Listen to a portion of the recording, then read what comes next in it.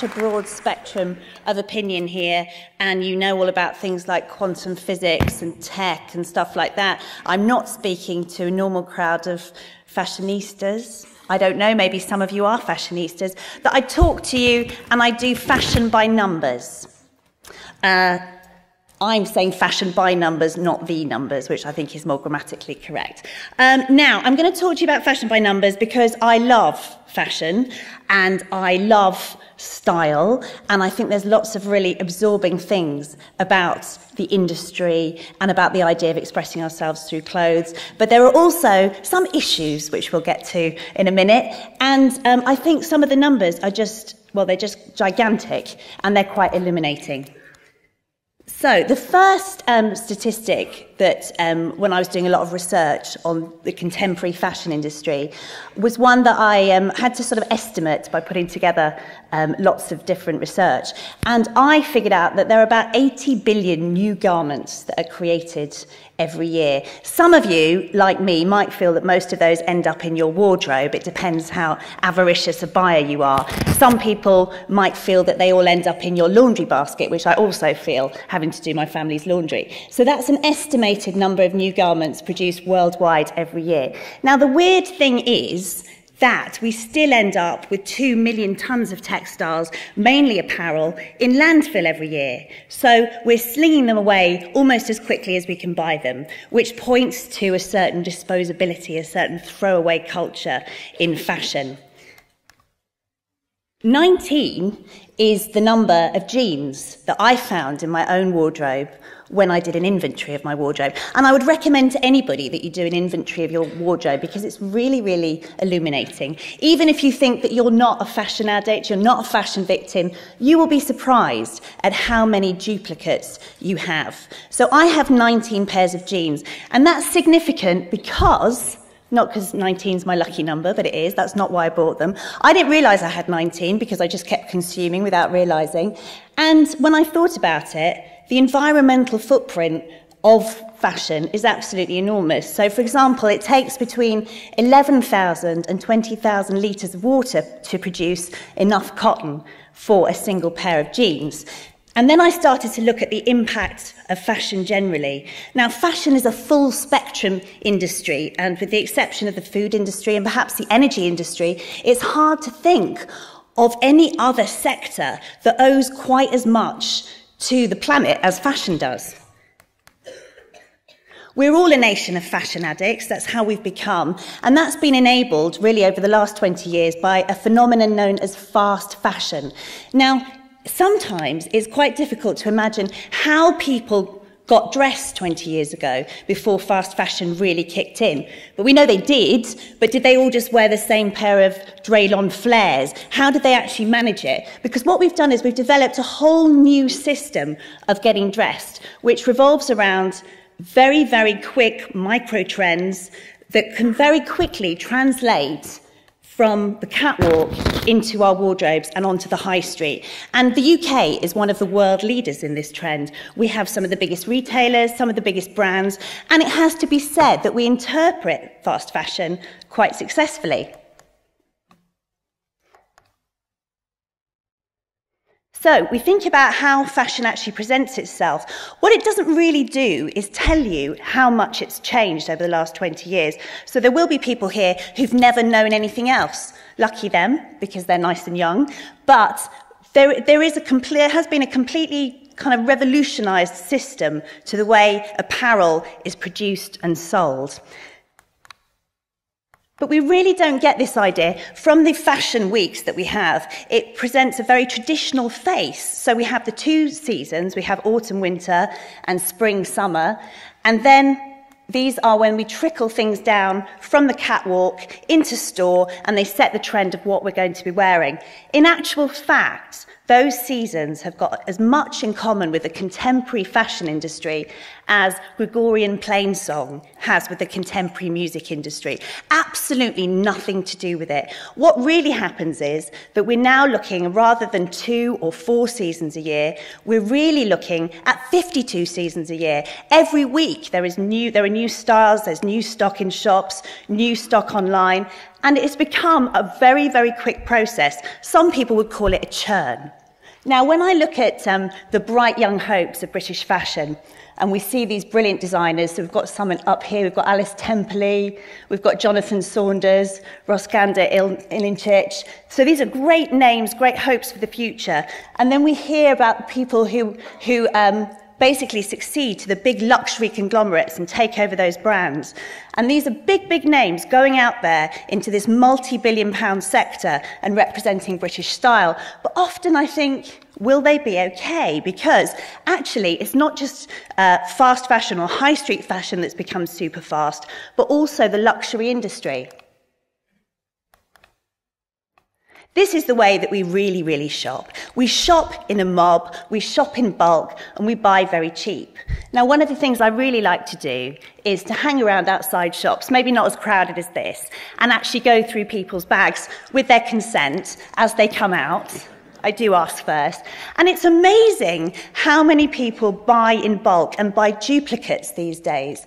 And one of my favourite observations, although it's not particularly, doesn't say particularly good things, is that a colleague of mine was watching outside Primark one day, or just kind of loitering nearby, and a girl came out with 4 of these bags. Now, it could have happened in lots of different stores, but Primark used these paper bags, and it was raining, it was really, really raining. The bag got completely soaked while she was waiting for a bus or whatever, and it fell apart, and she just left these clothes, these brand new clothes. She just left them on the pavement and walked off.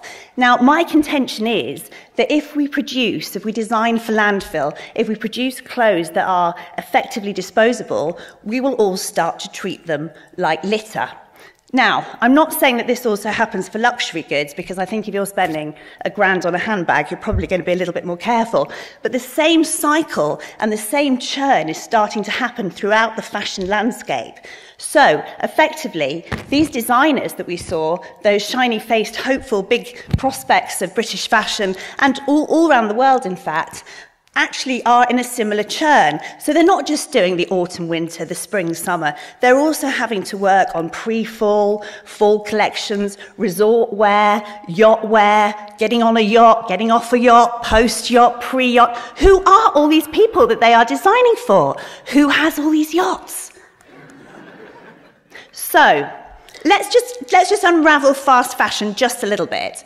So there are some very good points about fast fashion, by the way. First of all, it breathed life into a rather stagnant British high street. Those of you who are old enough to remember will remember there was a certain lack of choice, a certain sort of look that the high street had maybe 20, 25 years ago, which wasn't that appealing, wasn't that aspirational. So the high street brands have really democratized style. You're able to get hold of it.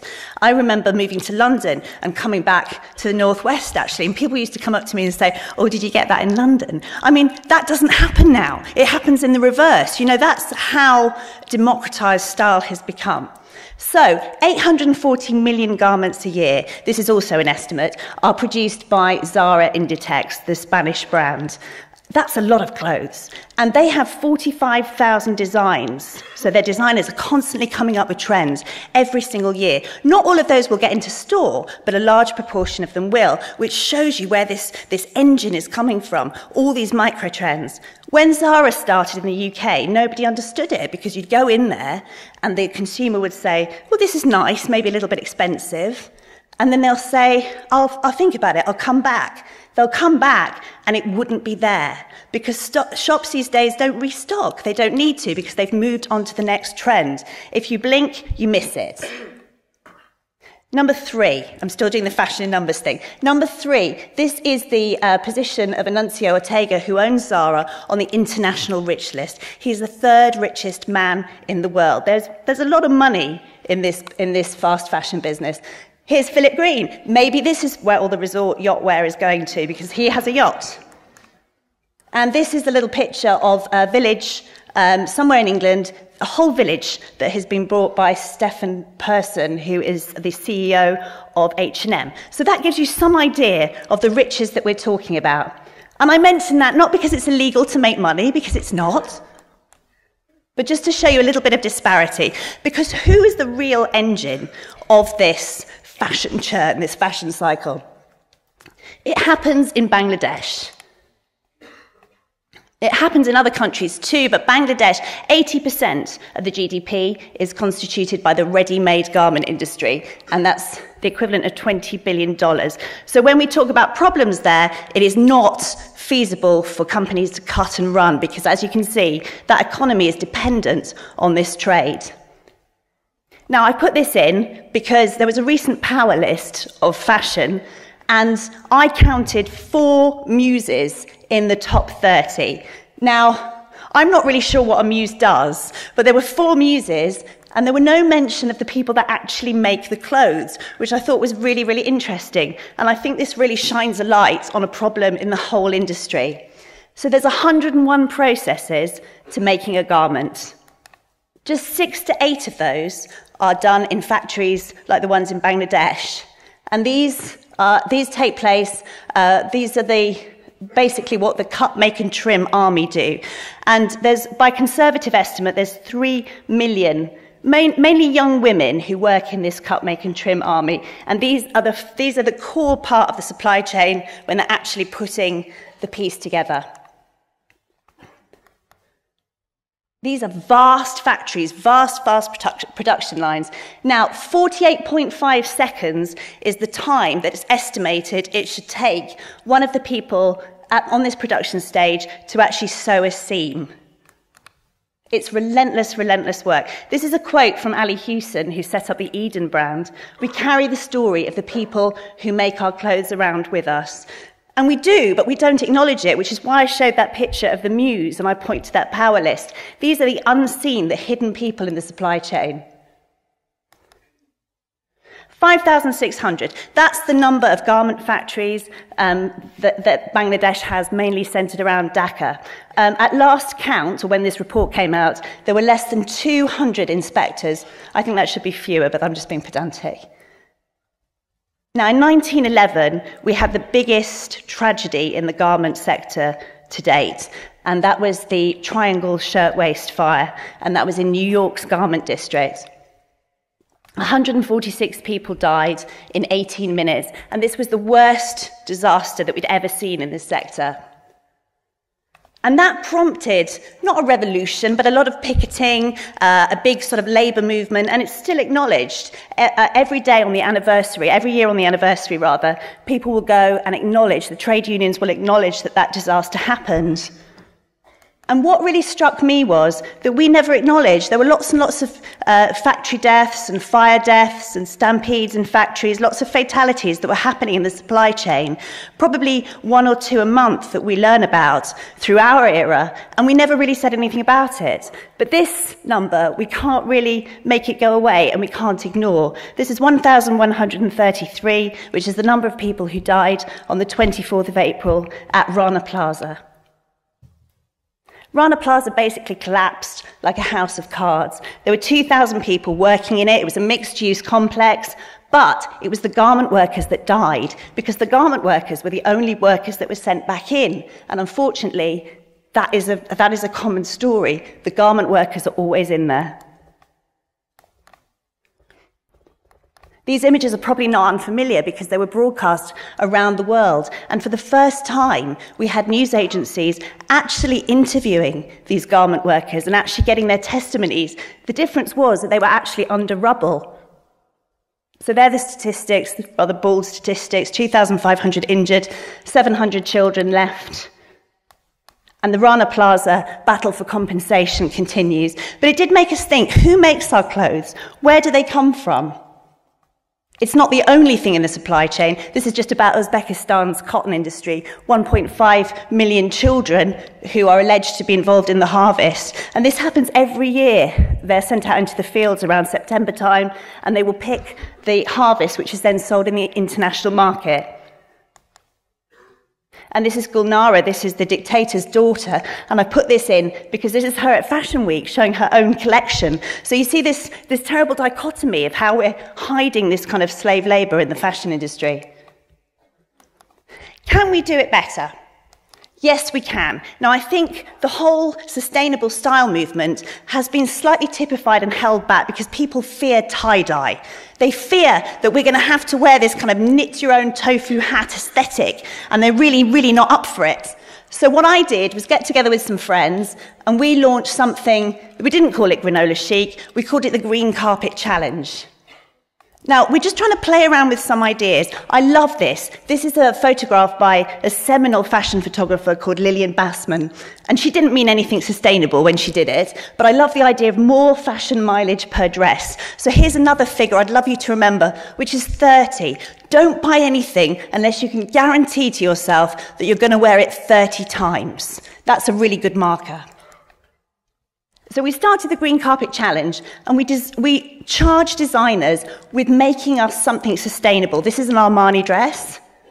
And 40, that's the number of A-listers that we've sent down red carpets, from the Oscars to the Globes to the whatever, all in these sustainable outfits. We wanted to prove to the fashion industry, to the editors, to everybody watching, that it could be done and it could be desirable. There's more of them. And we wanted to work in the supply chain, so we started looking at things like the leather chain. 11 billion pairs of shoes are made every year. 60% of the leather goes to shoes. Now, when you see a shoe and it says made in Italy, you think, okay, great. And then you ask the people in the shop and they say, yeah, the leather's Italian. It can't be, because if it was, the whole of Italy would be covered in cows. There'd be cows around the Trevi fountain. It can't be. No, they're often from Brazil or China. And in Brazil, deforestation is being driven by the meat and leather industry. So we wanted to make a market for clean leather, leather that we could prove was zero deforestation. So we worked with Gucci, who came up with this little bag. And I don't think this looks sustainable at all. It's not made of hemp. It's not very granola. It just looks like a bag. 100+ companies have now signed the Bangladesh Fire Safety Accord. Now, I'm not going to explain why, because I'm running out of time, but it is, I think, a very, very important marker, and I think, given time, it could make a real, real difference. What I would urge you to do is keep an eye, just keep abreast of what's happening in fashion and where you buy and who's signed what. It's really, really important. 2p. Add that onto a £6 t-shirt, that would double the wages of a garment worker in Bangladesh. Now, I think that's a cost that we can probably absorb. 24th of April, that's the other date I want you to remember. 24, remember that number. It's the anniversary of Rana Plaza, and it's Fashion Revolution Day. Thank you.